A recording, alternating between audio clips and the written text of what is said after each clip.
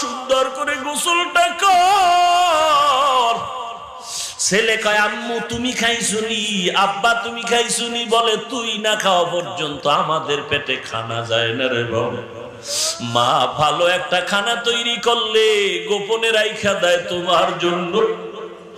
বাবারে কয় খানাটা আমার ছেলের কাছে পৌঁছাইয়া দাও, আমার ছেলে না খাওয়াই আমি খাইতে পারি না। ওই মা বাবা যার দুনিয়াতে নাই রে যুবক, ওই মায়ের যারা ধমক দিছো, ওই মায়ের কলিজায় যারা আঘাত করেছো, চোখ দুইটা বন্ধ করে দেখ। তুই মোনাজাত দিয়া বাড়ি যাবি, বাড়ি গিয়া তুই ঘরের দরজা ধাক্কা দিবি, দরজা খোলার আর কেউ নাই। আর যার মা আছে সে জানালা দিয়া তাকায় আছে, বাবা ঘুমাই নেয়, তাড়াতাড়ি চল।